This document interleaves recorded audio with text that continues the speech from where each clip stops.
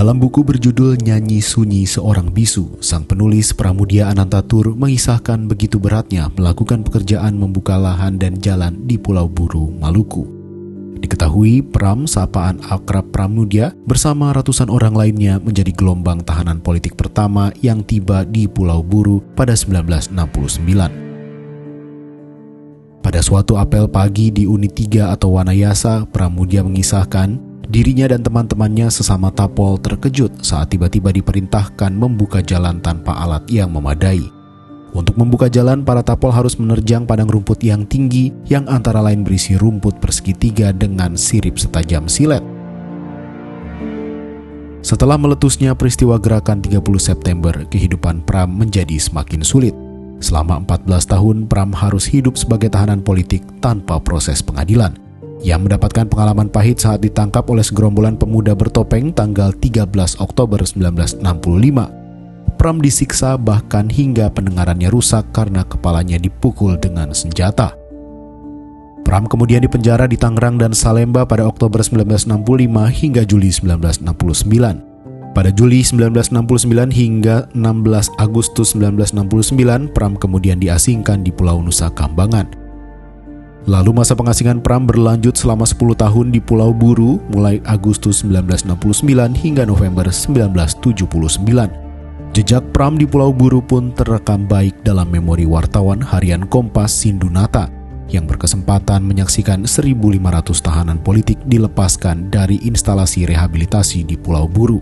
Meski sayang, nama Pram tak ada dalam daftar tapol yang dibebaskan. Saat mengenang perjumpaannya dengan Pram, Sindunata berkisah ia dititipi oleh istri dan anak Pram rokok. Yang mengharukan, Pak Pram bertanya apakah istrinya masih mencintainya. Dalam catatan Pram, penulis yang jadi tapol itu pun menanyakan beberapa hal mengenai keluarganya kepada Sindunata. Dari Sindunata, ia tahu istrinya bekerja keras untuk anak-anaknya dengan berjualan es. Dalam kesempatan itu pun Sindunata mendesak agar Pram memberi kabar kepada keluarganya melalui kaset pita. Pram mengaku pernah mencoba cara itu, namun saat ia dengarkan kembali rekaman, Pram merasa suaranya terkesan otoriter. Ia khawatir anak-anaknya takut mendengarnya. Tak lupa Sindunata juga menceritakan pengalamannya dititipi dokumen oleh Pram. Ia pun menyelipkan dokumen tersebut dalam kopernya. Karena sangat takut dan tak berani membawanya terlalu lama, dokumen itu kemudian ia serahkan kepada seorang wartawan asing di Jakarta.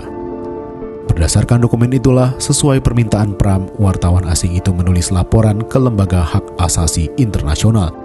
Tak lama kemudian, kata Sindunata, wartawan tersebut diusir dari Indonesia dan pulang ke negaranya karena laporannya. Setelah kejadian tersebut, Pram yang ditahan di Pulau Buru sejak Agustus 1969 dipindahkan ke Magelang pada November 1979. Ia baru dibebaskan pada 21 Desember 1979 dan dinyatakan tidak bersalah atau tidak terlibat gerakan yang disebut pemerintah G30 SPKI.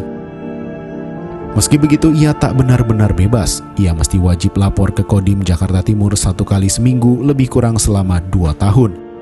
Sebagai seorang penulis yang dianggap membahayakan rezim, ia sempat dilarang melakukan aktivitas tulis-menulis selama mendekam di penjara. Kecaman datang dari berbagai lembaga dan intelektual dunia. Baru setelah 1973, Pram mendapat izin menulis di penjara. Kini memperingati 100 tahun Pramudia Anantatur, generasi muda tanah air seyogianya lebih mengenal karya-karyanya dan perjuangannya, bukan sekadar ikut-ikutan tren, tetapi yang lebih penting memahami idealisme Pram dan mencintai dunia literasi yang juga digeluti olehnya.